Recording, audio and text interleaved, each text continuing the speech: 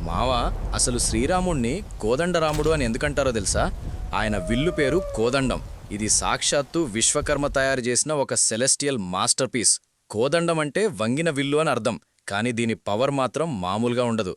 రాముడు బాణం వదిలాడంటే అది టార్గెట్ని ఫినిష్ చేసే వరకు ఆగదు. అదొక సెల్ఫ్ గైడెడ్ మిసైల్ లాంటిదన్నమాట.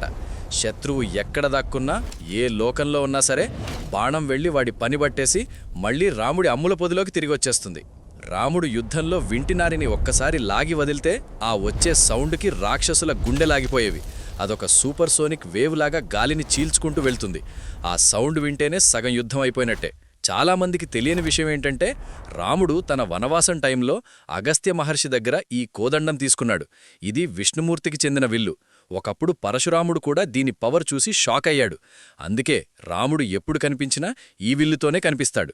సింపుల్గా చెప్పాలంటే మావా, ప్రపంచంలో ఎన్ని మోడర్న్ గన్స్ వచ్చినా, ఎన్ని మిసైల్స్ వచ్చినా ఆ కోదండం ముందు అవన్నీ బచ్చాగాళ్లే.